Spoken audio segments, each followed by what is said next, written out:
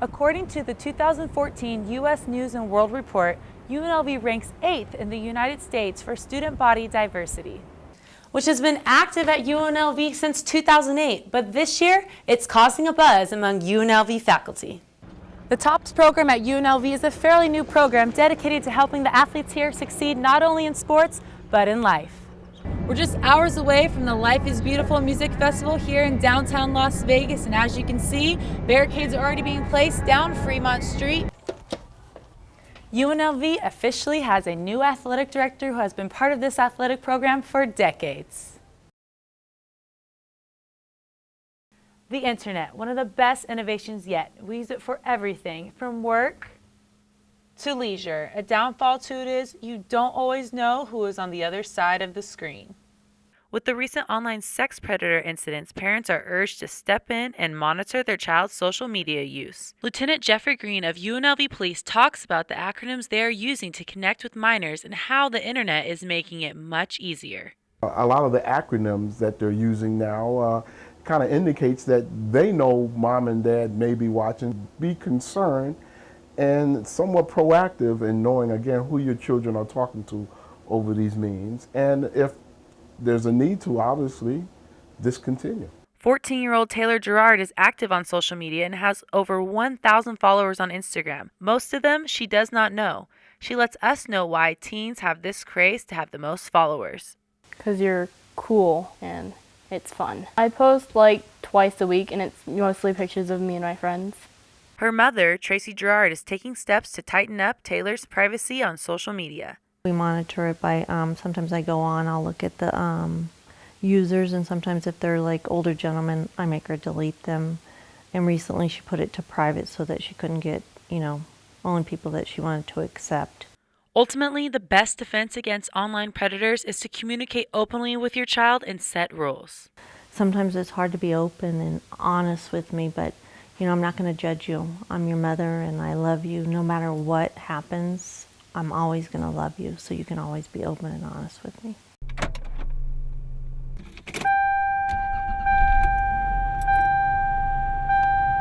These sounds are familiar to us, but what if that was the sound of someone stealing your car?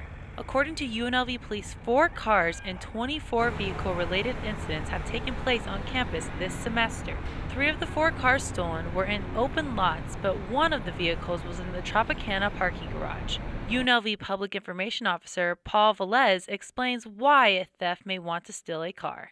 For parts and for joyrides. There's really no definitive reason we can put our finger on for why we've had 4 in the last couple of months as opposed to none, before that. 2 were recovered. Metro recovered them in not too far away from here. So, and I'm not sure if there were any parts removed, but they didn't get too far with them. So, police are doing their part by constantly patrolling campus to help prevent theft. But UNLV students are still not convinced their cars are safe. I always feel like I left it unlocked, so I have to go back, double check it, just because I don't want my stuff getting stolen. And sometimes even if I see some of my stuff outside, I try to put it in my trunk, just so my car isn't one of those cars that gets stolen. It's actually really scary because my car's been vandalized before, and I don't want my car to keep getting vandalized over and over again. That's scary. I love my car. It seems like a situation that you can only protect yourself from so much, especially if you have class every day at UNLV. But Officer Velez has some quick tips to protect yourself from car theft. Try to park as close to buildings or in like the high traffic areas as opposed to way in the back if you can help it. 2 other things, lock your doors and close your windows. For Studio G, I'm Jordan Hardy. Star quarterback from Santa Barbara, California, and former UNLV alum, and most of you know him as the quarterback for the Eagles, Randall Cunningham is now a leader in the Las Vegas community. Randall Cunningham isn't a celebrity to hide from the community, but instead he is involved and out to make a positive impact. He is the founder of the Nevada Gazelles Track Club and the founding pastor of the church Remnant Ministries. Randall's focus is to bring up and influence the future generation. Being a leader in the community when it comes to the youth in sports is something I love doing because, the kids are our future. And I really believe that when I look back to my life, there were people who were pouring into me. And if they hadn't poured into me, then I would have never heard when you make it, don't forget where you came from. One of his athletes, Sydney Land, attends Bishop Gorman High School and looks up to Randall. I know that he would never tell us anything wrong, and everything he's taught me so far has worked, so I trust him to give me good advice. Sydney's father, Michael Land, attends Randall's church and describes him as a pastor.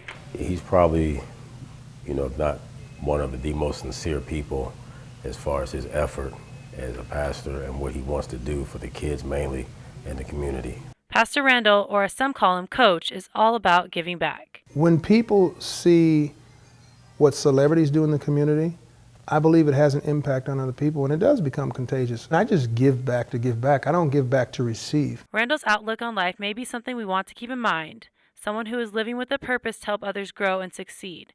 For Studio G, I'm Jordan Hardy.